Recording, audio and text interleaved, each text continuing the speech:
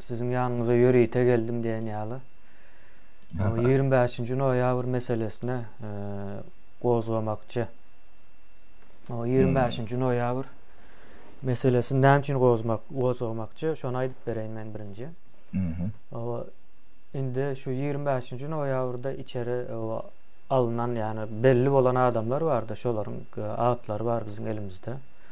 Ve şondan soň alınan ve atlar belli bolmaýan belki müňlerçe adam bardyr 25. noýabra baglap ve şu 25. noýabr bahanasy bilen o ýok edilen intellektual gatlaklar yani cemiyetin intellektual döwlet derejesindäki işleýän kadrlaryň ýok edilişi nemesini görýän men. Edil şoýalak aýdymam görýär bu meselen şonuň ýaly beýleki ýaşlarym ad ekranlarda geçmedikler.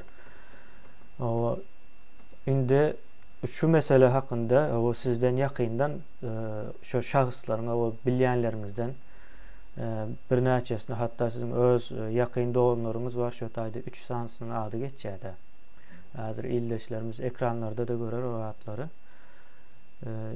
Şolar hakda ýa gurrun verip neme bilen deňeşdirip berseňiz, şu wagtky Niýazowyň hökümeti ýa-da daş döwründäki o adamlar bilen şol 25. noýabrda içeri alınan adamlaryň arasyndaky tapawut näme?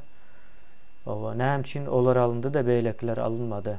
Ve soň nädip biz hazır şu ýagdaýa geldik? Ýani nädip Gurbanyguly şondan soň ýurdun başyna geçdi diýilen ýaly gaty uzun edip aýdyp bolarmykan? Ýa sebäbi men bunu bir zynjyrlama ýalyk görýän bu ýagdaýy. Sapara, siz gurrun verip duran wagtyňyz ekrana ýanky atlarym geler. Yani kemine oradan şu pencereni açık koymalı yani 25. noyabr diyafolun bu protest 25. noyabrdan kän öň başlan kadir ýok etmek prosesi 94-95 ýyllardan başlatdy. Şol adamlaň spikerini edilse kemine men seni eşitemok. Yok. Kemine. Meniň sesim gelýärmi? Endi gelýär, şu wagt gelýär. Var ses var.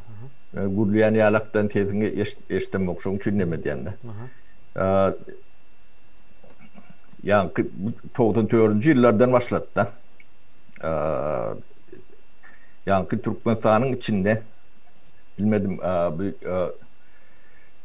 Türkmeniň tiýatratyny ya Türkmeni daklan tiýatratmy onçatny edil şu wagt bir ketinleşdirmek, demetmek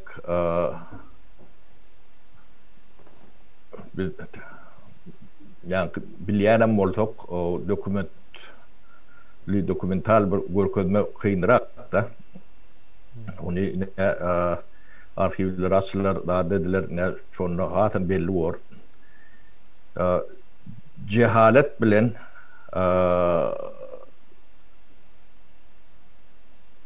bilgin arasında ulu köwüş ýalak ýagdaý diýip düşünýänler. Şunu spikerini nemedeniň gaty gowully ne şu spikerin da ştaýda 100 näçe 114 115 mi bu tany köpeler hem mesleğler bizim bilmeyenlerimizden gaty kändir. Men şu spikettaki ya da innik goşuljak adamlaryň ştaýda doğun arnaşlar vardır, doğufyarlar vardır, hat yakınlar vardır, çağaları, artıkları, çubukları. Şu adamlaryň ruhunun öňünde sizin bir borcuňyz vardır. Şu adamlaryň autobiografiýasyny yazmaňyzy haýyş edýän yakınları, dostları, kardeşleri sebebi şu adamlar hiç kim tanan yok da. Tanımayanlığım düyüp sebepleri vardır. Yine şu Türkmen'in tarihini, Türkmen'in düğünü, kökünü palturmosunun bir simgesidir. Yani çıdığı ya da bir etaati nemesidir. Ne autobiyografiyasını yazarsanız bu size farzdır. Yani hakkınızı halal etmek için şu nemelerin şu adamları siz halka tanıtmalısınız. Bu şu adamların hem meclisinin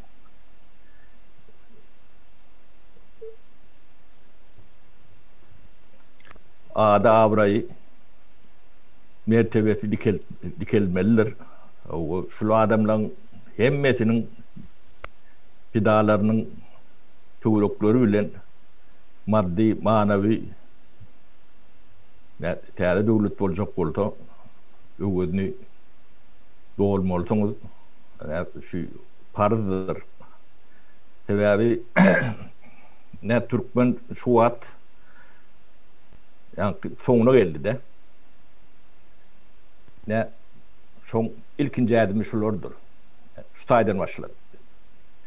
Ne bunlar cahiller yendi deyip hata ediliyor da o yendi hakikaten şeyle yönü şu attı çekip görün demeniz şu bedelliler. Ne şu adamlar bu devletin baylığı Türkmen'in baylığıdır.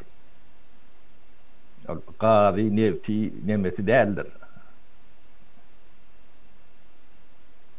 Şu adamlardır. Yani devleti diyenim Türkmen diyenim avrayam, eşiretem şunun köpüsü yani Türkmen'in kıyın adaylarına yetişen intelektüel katlağıdır. Özüm köpüsü öğrenimçiliğin adamlardır.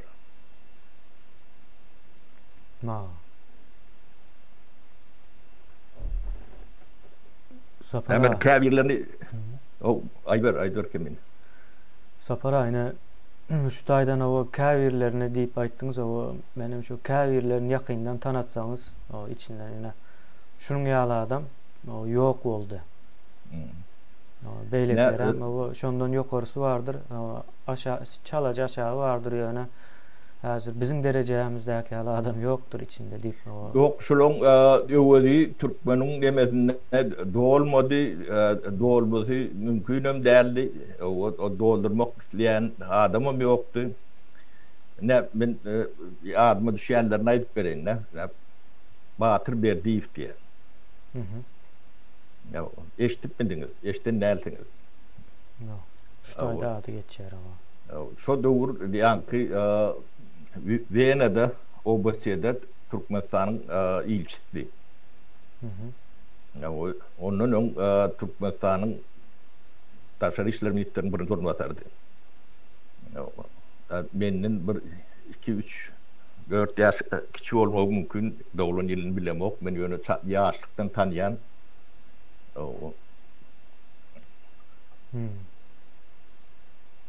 Ne 4-5 dil bilen. O diplomat nemen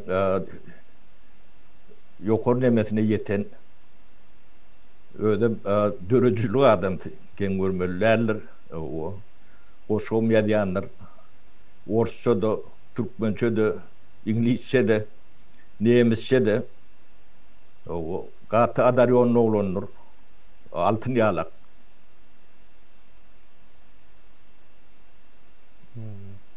ya da ne mi yung ağdak geçiptik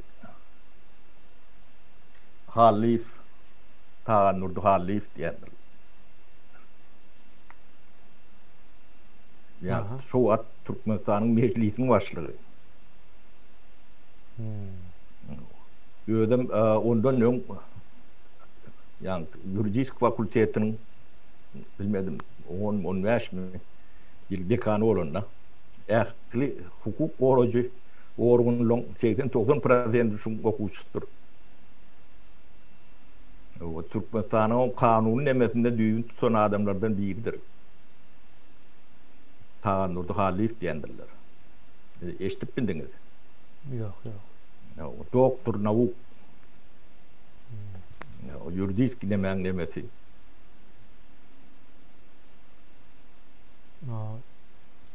Ne Tapar Seyidov diye Oban başlığı. Türkmenistan'ın Devlet Hoğuzluk Komitetinin başlığı. Edil çoğat ayrılanlar 96. yıla başladık da 96. yıla ayrıldı. Ya da Akmurat Kabulov diye. Serhet Kullu, Türkmenistan'ın Serhet Kullu'nun başlığı.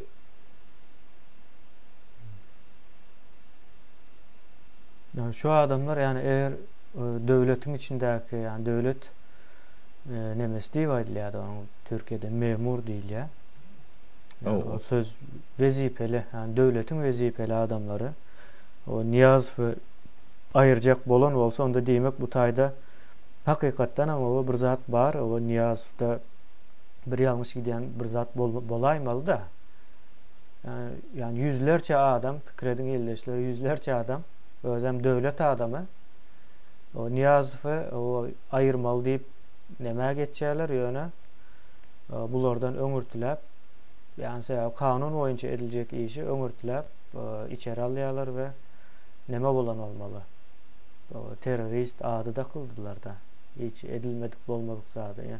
Yok o demek kemiğine gülkünç sadı yine içine yine de bir 3-4 tane oyunun adına adak geçen. Batır Sarzaev diye de. Batır Sarzaev birinci yani minister abaronu yani koşunluklukların birinci ministeri şu. Yani Tırmıyıf var onun dongulun.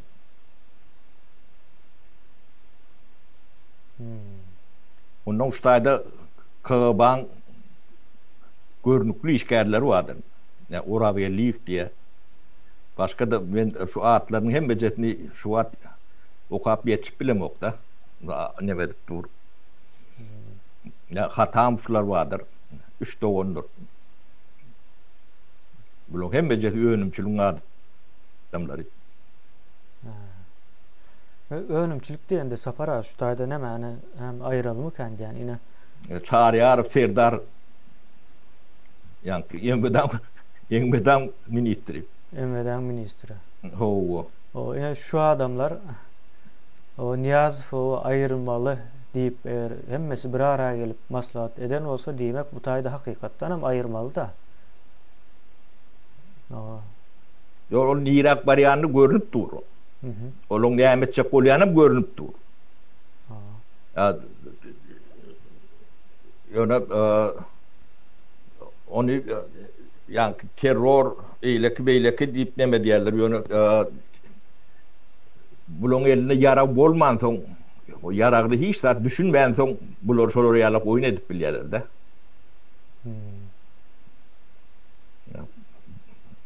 Bolmata yetkililerin bir koyup biliyorlar.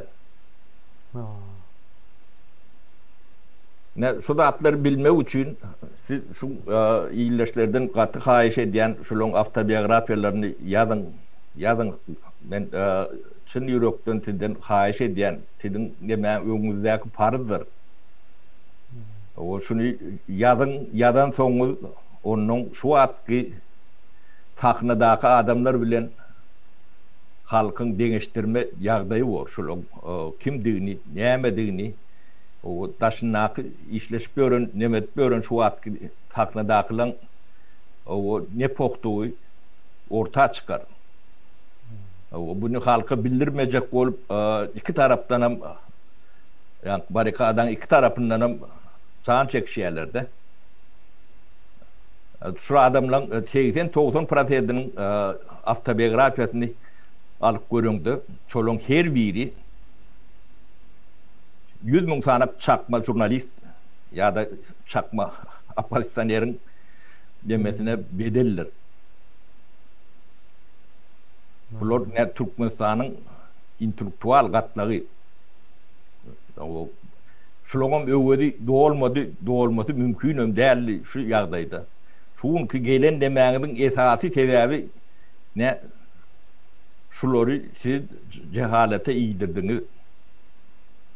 Hoşlar çıkmadınız. Ne? Şulağın teoriyle yaptılar da. Yani doğun anlaşlarına yani hükümetin, yani devletin hiçbir yerinde işlemedi hale ettiler de. 7 arka dip, 3 arka dip bırdatlar çıkarındırlar. Entegren barışıyor zaten.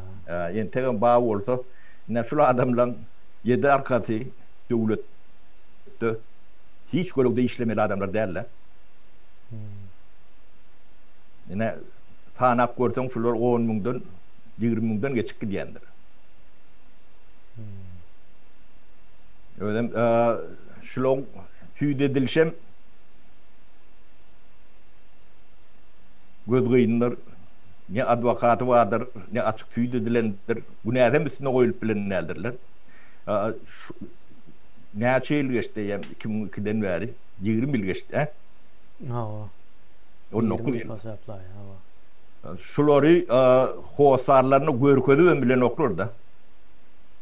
Görközmeyenin sebebi var da. Anırtında yalan yatır da. Ullukan yalan yatır.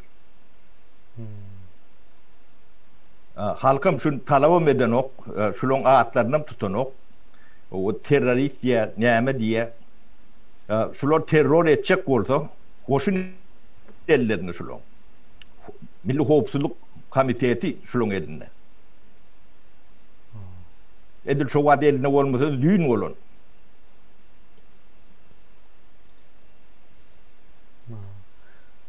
Servet kullukları elinde.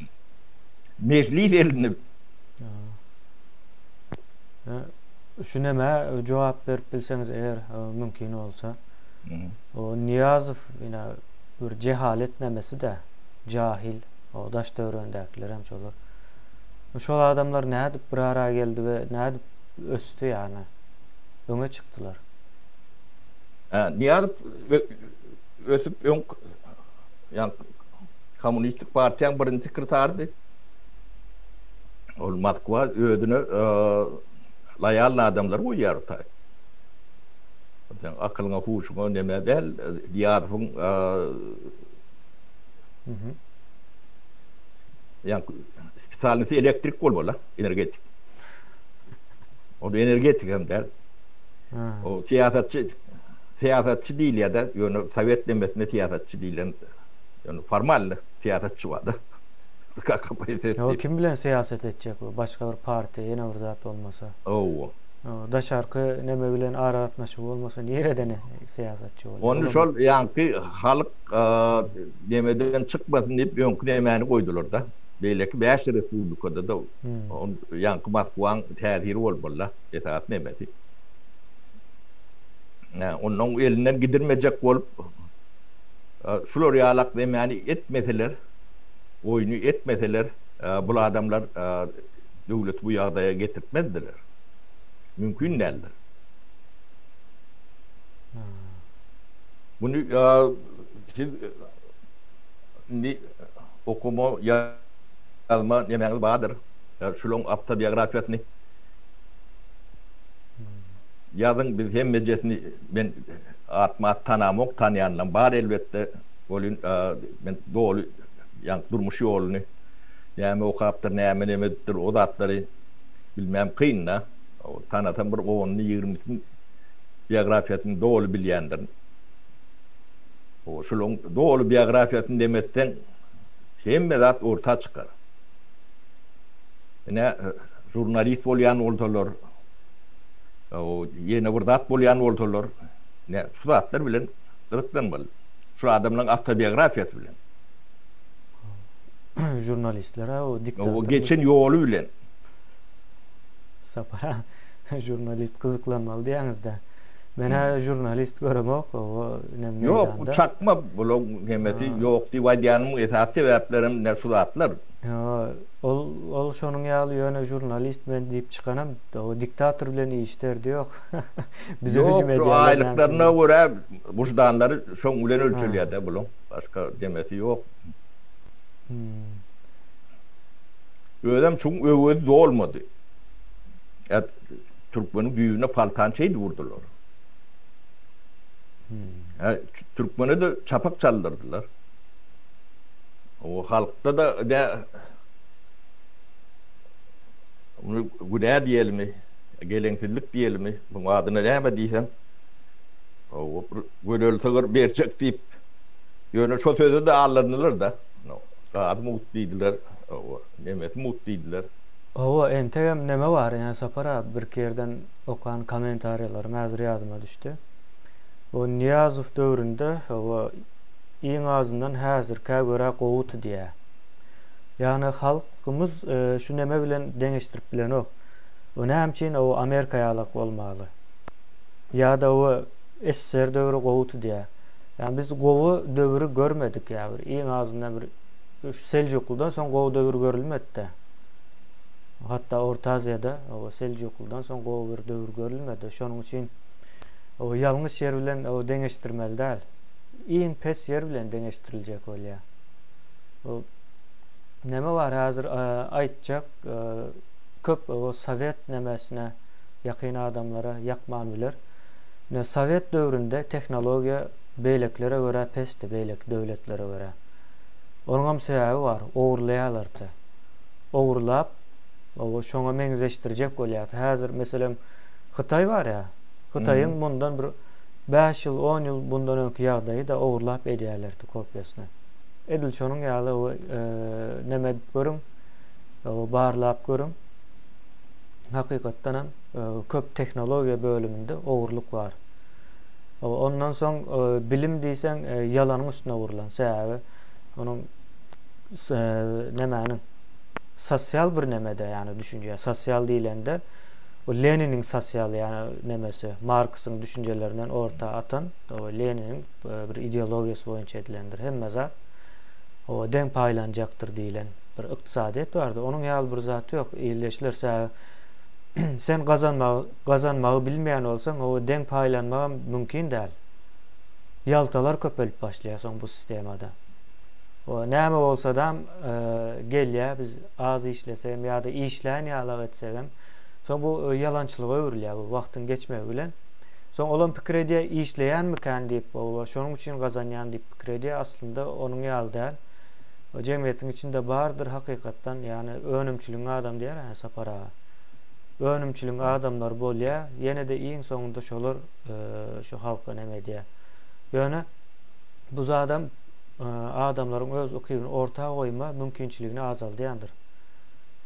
Şonuň üçin hem Sowet Soýuzlary nemesi batdy, çöktü. Yani öz özünde olandyryp bilmedi. O eger diýär men islänim gazanmajak bolsam, men näme üçin öz hünärime, ukybymy ortaga goýaýyn diýilen pikir bolýar-da. Ýa-da häzir şu wagt Türkmenistanyň ýagdaýynda Türkmenistanyň içinde o meni işletmeseler, o işlän pulum elimden alsalar, hatta gerek bolsa türme bassalar diýip o näçe adam çykdy iş adamlary. Häzir şol iş adamlaryň pullarynyň hemmesi daşary ýurdun ykdysady sistemasyna güýç berýär.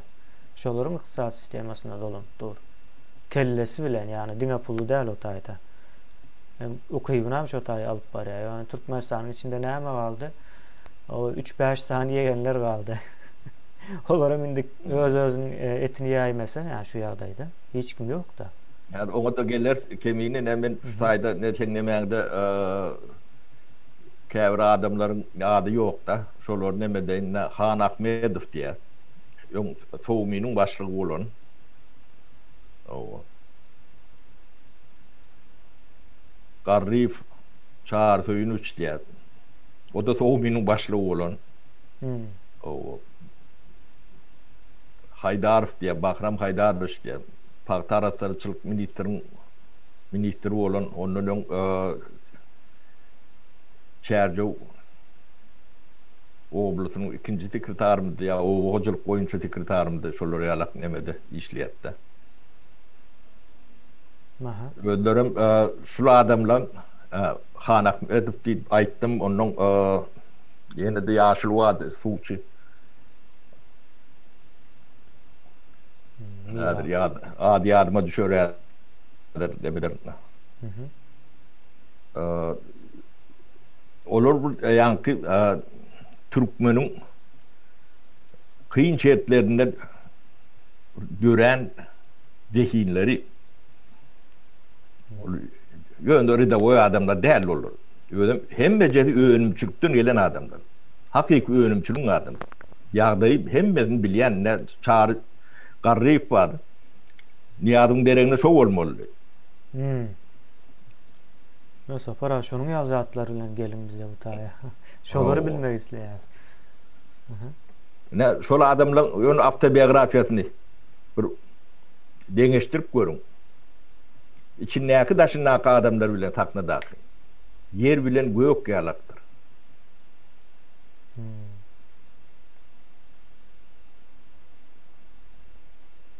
Ondan Ödaýew bardy.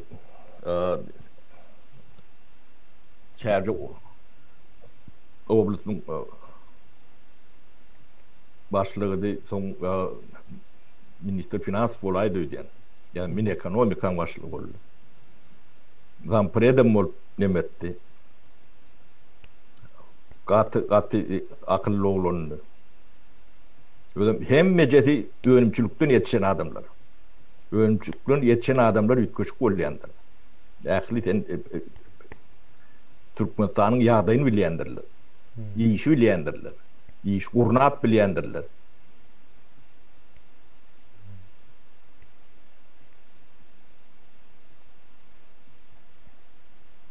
No. Sapara indi neme devam etsek. Şu Niyazov'un yani şu oyunu da Niyazov dövründe oynanan 25. noýabr oyunu Gurban Ulynyň arkaýyn gelmegine sebäp boldy. Ya arasında kan bir neme de ýokdy. Edil gorky, yani şu 25. noýabrda oturdulan gorky. Edil doly ornaşandan soň diýen ýaly arkaýyn Gurban Uly takdy, geçdi, hatta Niyazow perewaro edip geçdi şo. Neme kemine yani normal ýagdaýda yani Gurban Uly alaklar hiç yani şu diş doktorluğundan ýokary kalma mümkinçilikleri ýok. Ne şu adamlar yerli oturan boldylar.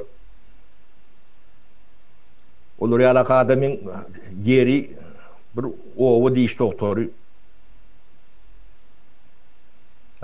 İş bilen adamlar o zatlyklary gaty seljerýändirler.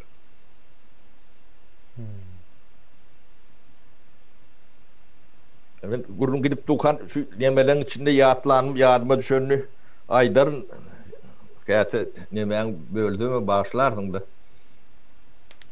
Ya şu dayda o Sapara Çağra Tayyip diye ne şu vat yadıma düştü de.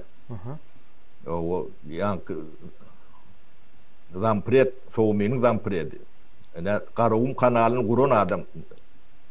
Türkmenistan'ın Karavum kanalı o adam. Şonu kurun adam şol. Olun hem meclisi yankı 25. noýabr gatnaşmady. Ondan öň eýem öýtüsi onu tüýdüler da. Näme sebäpden Sapara 25. noýabr? Sebäp şol, sebäp ýyle çykmalar. Gysganýan bolmaly da, bular iş edip öňe çykyp bar ya. Yok, yankı cahilliği getirmeli. Türkmenin şu ýagdaýyny getirmeli. Yine bırakmadır, cehalet bilen durum bir yerik gelenine cemiyette ne Tanrı'nın gargan yeri değillendir şu tarih. Yani ikisini bile getirdiler de. Doğru. Öyle halk şu atları bilmek isteyen ok. bilmäge talap yok. Betbakçılığına düýgü saýda etýär.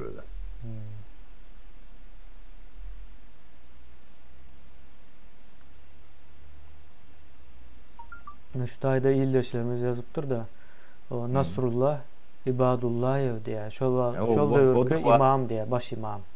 O imamın näme dahilleri var. Ýene bir yazıpdyr. Öwezow Kakabay diye mary selhoz başlaw diye.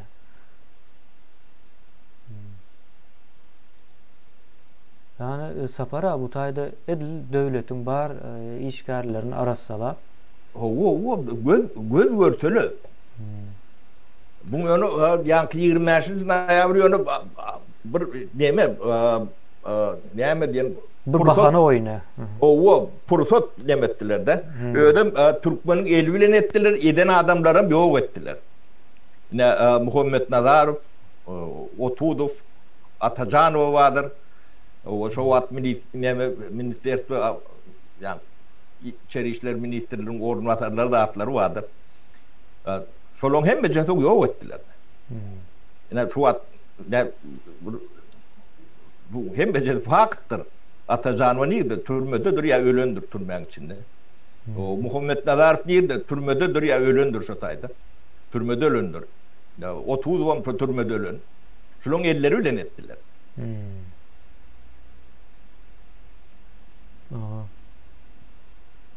Bir ildeşmi sorapdyr o kim bular diýip. Bular 25-nji noýabrda içeri alınıp ýok edilen adamlar. Süýtü gatyky o şuňa şellem howasarlary görene olmuşlar. 19 ýyllar. 25 ýyl diýip o nemelerini gördüm de käbirin 25 ýyl. O 25 ýyl näme üçin baslanýan belli däl. Yo şolong hiç birine de idil süýt edilen ok.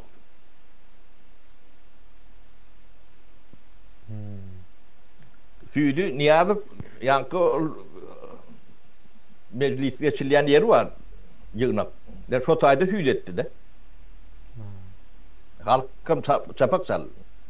Şolary daşlap öldürmeli, näme etmeli. Bizim beýik prezidentimiz näme diýip. Şo rolikler wadyr, ne çykaryp görkezsem.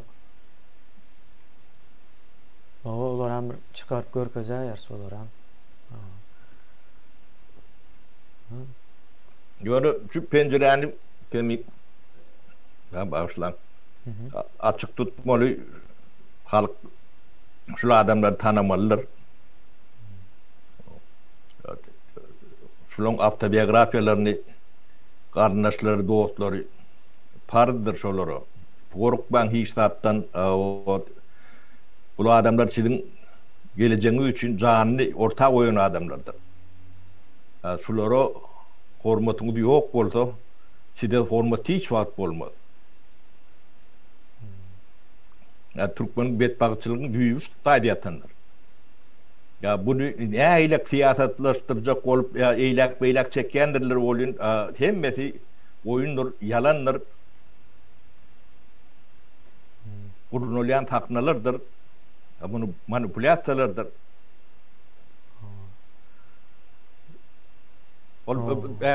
Şeyh Murad'ın adı geçip yani Türkmenler şu işledi nimetti deyip yani siyaset şu üstüne yıkacak oluyorlar da nimet. Halk şeyden de anacak da. Yani derdi 20-30 tane Şeyh Murad fiyala adam var.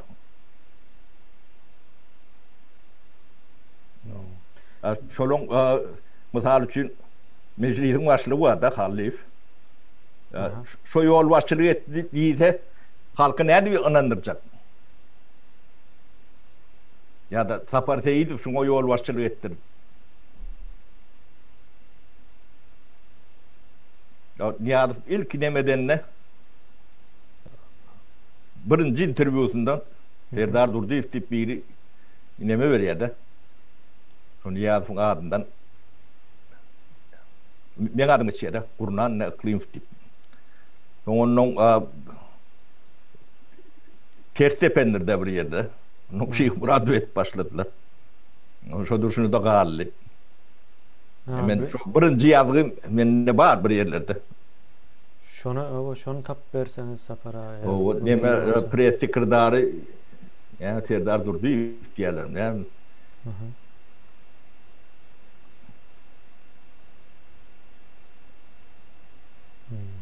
Şudaýdan nämäni okap bereýin ildeşlerimiz ýazýar. Seyit Bay Kandymow diýä, Gaznaň başlygy diýä. O bankyň başlygy. Soň ýene de bir Tarja Terçaýew wada. Merkez Bankyň başlygy Semender Seyidow diýä. O da wadyr, onuň Terçaýew diýip wady, ol Agroprom bankyň başlygy. O Kamarov diýip biri barmy, tanaýaňyzmy Sapar ağa Kamarowy? Kamalow diýip eşdýän bolmady. Kamarov diýä. Kamarov diýene. Kamarov. Tanyan ol Amerika watandaşy. Orstur orsetli neme ortam dälen jöhütdür. Şeyh Muradowyň kursdaşy.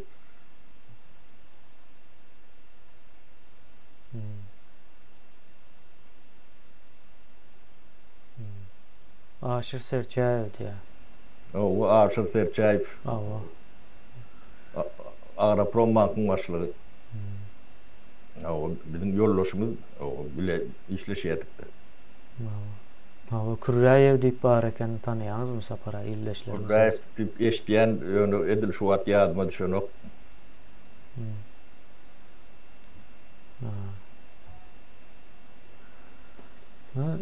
İldeşler ine görüp dursaňyz döwletiň ähli pudaklary bardy şudaýda, bankyndan tut o hazynasyna, o howpsuzlygyna, milli howpsuzlygyna, o wayenni hemmesi bar şudaýda. Suw edaratyna çenli wadyr. O suw edarasy, Garaň kanaly gazan adam, gazmagy nemeden adam. Şu zatlary ýok etseň, o nähil bolýar ýani şu adamlary ýok etmek diýmek nämeň nemesi alamaty. Bir döwleti ýok etmek diýmek. Ýani döwletiň halkyny yetim goýmak diýen ýaly bir zat bu. Yani şu adamlar yani akıl neme diýen göterýän adamlar ýok edilse bir millet yetim galandan beter bolýandyr. Şu ýagdaýa gelýär, şu wagt gelip duran ýagdaýlar şu. O şu wagt ine gelen ýagdaýy näde düşündirip bereň Sapar ağa, men häzir aýdaýyn, öňem bir kerde aýtdym. Pikir edin, köpüsü 80% diýen ýaly Türkiýe'ye gelýär. Türkiýanyň ykdysadyety Türkmenistanyň potensial ykdysadyetinden, ýani potensial baýlygyndan diýip aýdaly. 12 esse az. 12 esse az, yani baýlygy 12 esse az olan bir ýurda gelip o işläp pul gazanýan bir millet bolup dursa, bu akla sygyp biljek zatmy? Türkmenistan Türkiýe'ye göre 12 esse baý bolmaly. Eğer baýlyk nemesinden aýtjak bolsak. O halkyň sanyny 15 esse az. O halkyň sanyny 12-15 esse az etsek, onam köpelseň o gaty kän bolýar. Tapawut. Ne baýlyk diýilen zat gaz neme däldir, ne şul adamlardyr. Ne bir döwletiň baýlygydyr şular. Yo, akıl almaz Sapar ağa. Men bir ýyl bundan şu zatlary sorasalar ya düşünmän geçerdim. Aklyma gelen okda. O soň şu işin içine girip näme üçin ýani şu ýagdaýa düşýäs diýen soraga jogap gözleýär belli bir wagtdan soň adam. Ne şundan soň Ferhedi doğru yaptılar. Adamlar daşına da çıkıp bilen ok. İyice adam içine de girip bilen ok. İnterneti yaptılar. Ya o yani radyo televizyon dine suratlarını görkezmeli. Çoğu geçtiler de. Adattan daşarı yağdaya geçtiler. Ya şunu bu ölçüden devam edip geliyor da. Şonun havası, şonun nemesi. Ondan şu adamdan 3 arkam, 7 arkamı kardeşlerinin daşarı çıkmağa nemeti yoktur. Bursa'da. O spitek, garı spitektedirler. Yani yetir, o taraftan hem yetir, bu taraftan hem yetir de. Ödüm şu halkın direkt baryanını görüp şonu durduracak olan adamlar da. Indi sapara ya şu tayda dursanız bir iyileşmesi katı sonra var da şu aydan zadınıza değişli. Ay Murat Ezizov diye. O bu adamların özü ne edip de olmalı diye näme maslahatlarınız var deyip soraptır. Yani o şol halkın tarafında olan yankaydan adamlarımızın özünü ne edip de olmalı diye. Yani bu şu adamların her birinin yetişmesi için 30-35 yıl gerektir. Bunu yetişen adam değildir. Yani kadir diyen zat yani 35-40 yılda yetişendir. Yani ulen kadir olayan nersin? Yani iyi işte adam ötüp tecrübe edinip yetişiyordu. Adam metre iyi işte yani oku idareleri, oku cayları bana fundament beriyendir. Yani bu fikrin ne ben düşüncen bulur ya la. Kalan hem tecrübe bilen kadarlayandır. Durmuş ne diyendir. Öğrenimçilik yetiştiriyendir. O ne yolu doğulması mümkün değildir. Bu olaylarda yani yuvaş doğular. Bilim sisteması bilen yani devlet sisteması bilen o doğulmadık yerinde taşından işgal alarsın, spesialit alarsın. Dünge şeyle olur, başkaça olmuyor. Yunus Gendi'nin iyileşmesi yazıp durup bu spisekte kim yazıpsınız diye o yönü en azından yine 200 adam var diye. Bahadır biz yani bunu şu tapanmadı yazdık demet yani pakajiti живым dip neme var. Şondan hayiş edip aldık da.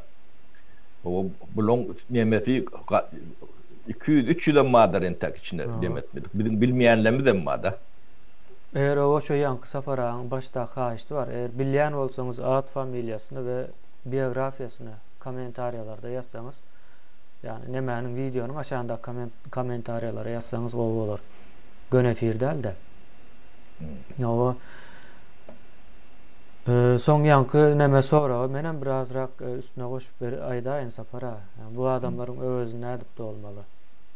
Bu adamların özü indi bu adamların özlere gitti yöne bu taydaki neme hususiyetçilik o adamlarda değil de o adamların sıfatında. Yani biz şol sıfatlı adamları tezeden öne çıkarmalı ve mümkünçilikler de öğretmeli. Sebebi o adamlar ne hilliysen edil fikredin iş çıkarıncalar ol yandır. O iş çıkarınca şonu öz vazifesi al görüyandır yani etmeli şol näme hinin gazıya näme buğday näme tapılsa şonu daşaya edil şonun yaldır ol adamlar. Şol adamları doğru yere getirip bilsen bu iş alıp çıkıyorlar. Yani kıyın değil. Yani özün şonu yal edip doluplar sonra şul adamlara mümkünçülük öğretmeli. Hazır ekranda çıkandır. Hakikaten opozisiya ya jurnalist deyip çıkıyandırlar. Yani neme işleyendir. Şu diktatura sisteması var. Yani şu diktatura sisteması var olduğu müddetçe bilmeyen işleyenler olup komple düşünce yok. O cehalet de sapara aytacak oluşum. Yani ben bilip bilmenliğini aydam yok. Yani şu an ekranda çıkıp neme diyenler o diktatura görüş başlandığından sonra bize karşı görüş başlatan opozisya var da şonay diyen. Yok bizim şu an cehaletin karşısında uğraşmıyoruz. Esasın emeğimiz yani ayak bağımız cahiller. O adı ne emedik koyunlu da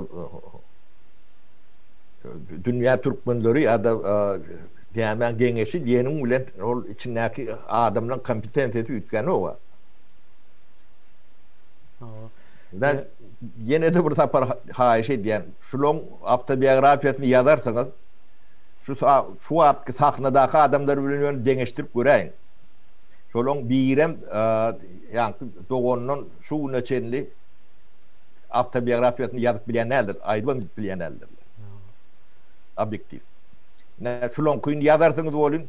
Onu dengeştirip göreyim. Yani aydımaydık bir öğrenin külenem dengeştirsen. Şolon her birinin nemesi şu atki hükümette oturan demelen 100 kattır. Yani sizin bet bağışçılığın sonundandır. O neme o iyileşimiz yankı iyileşimiz yazıyor da. O hazırki vazifeli adamlardan hem tecrübe almak mümkün değil diye. Okullu yaşlarımız hem tecrübesiz. O dışarı yurttan kadir getirmek fikri makul diye. O gerek yerinde şey etmeli var. Gerek yerinde o hakikaten hem. Hazırki vazifeli iyileşler yani vazife meselesi düğünden ütkar şunu hem yadınızdan çıkarmak taze Türkmenistan değilinde köp zat ütkecektir. Yani düğüp götür ütkecektir yani düşünceden tutun yaşayış şekline çelli her bir yani cemiyetten tutun şahsa çelli ütkecektir hem zat. Şu ütkeşiklikten korkayan nemeleriniz var. Özne jurnalist diyenler var. Diyeme adamlar ne birdat badır.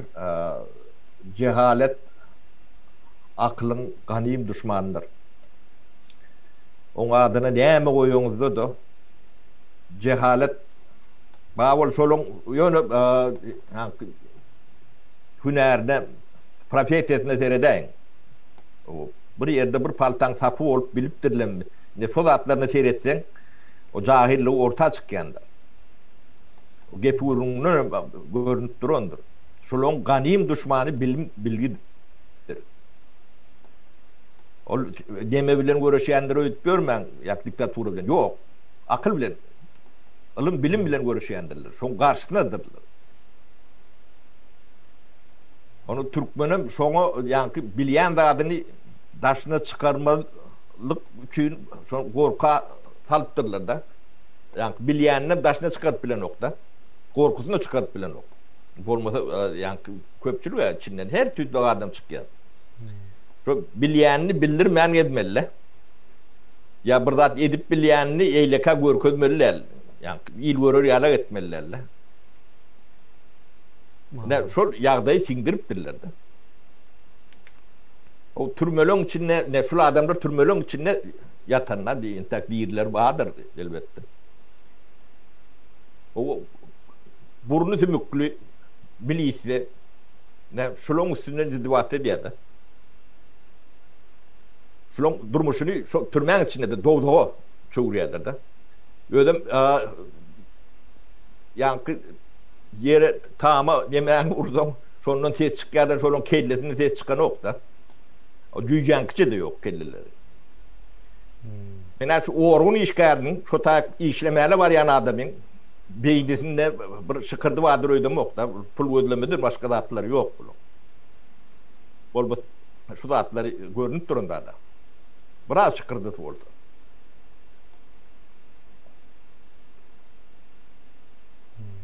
Şolar yalak yağday şuna yetenin büyük sebepleri katı ağzıdır. Onu boyun almalıdır. Yani halkın şunun önüne pardı vardır. O haklarını halallamalıdır. Hazır metre doğun arnışlar. Yakın dostlarının işte yoluşlarının. Size borcunuzu bir cay edin. Sonra halkın göz açırlar. O dengeştirmeye mümkünçülük olur. Onun kim ben plan diyen olsa autobiyografiyan bir gururun verdi. Sivini işe varanda da sivi soruyorlar. Halkın önüne çıkacak korkuyor ödlerini tanıdan oklar. Yine bir iyileşimiz yazıptır. O gezegen adam diye. O indinam etmeli yine açılan ok yollar diye. Pasport dolanlar 2 yıl uzatmalı edilipdir diye. Onu bilemok 2 yıl vararak mesela. Yani yolların açılmayanlığı ol iyilleşler yollar bu saatten sonra açıp bilmeyeler. Şu yağdayda mümkün değil. Açılan yağdayında onlar indi halkın demesi bilen kapma karşılıklı olup bilmeli. Onadan potansiyalları ve ukuyubu yok. Mümkün değilse bunların hemme Kur'an yani bar deyip inanılyan sisteması yalan. Bunların ne kıvıbısı var, ne telefon dinlep bilyendirler, yeniden şu tayda aytma isleyen. Sizin imamınız o saatler görünyen değildir iyilleşler. O yanınızdan bir sat aymasa, bir tötenleyi nemedaymasa, görüp bilyen değildirler, mümkün değildir. O Azatlık Radyosu'nda önem bir gezek nemetti. 2-3 gün bundan önem çıkarıptır. İyilleşler inanmağın düğünden yalandır o zatlar. Mümkün değil. Şu zat. O Azatlık Radyosu kime işleye ona vaat görkezer. Bu gidişi bilen yalan haberler çıkarıyorlar. O kemine ben sonra o ben ölümçe cevap vereyim.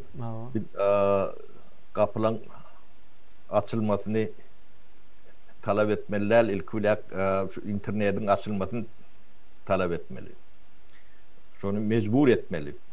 Bu internetin yapılması yani haberleşme neme değildir. Adamları bilgiden mahrum ediyorlar. Bilgiden mahrum olmak demek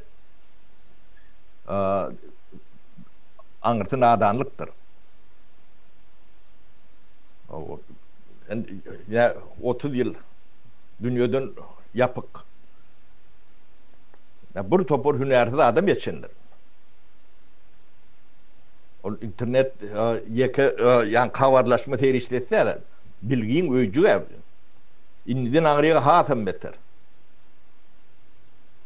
Şimdi gariplaştıran daha çodur. Ya interneti açan son yolum açılır. Şulogum demesi varsa açılır. Gidecek yerlerim olmaz. Şu at kapıyı açayanların da 10% içine gider. Yani ağırdan 30% taşına çıkar. O tayda yaşar yalak yurt derler bu. O kim durur o tayda? Yani, şu tayda taşında bunu geçenim gitmez şu tay. 10%'den kendi gitmez. Ne için de daha verin? Bitse de yani bari bir idman açacak dikkidir.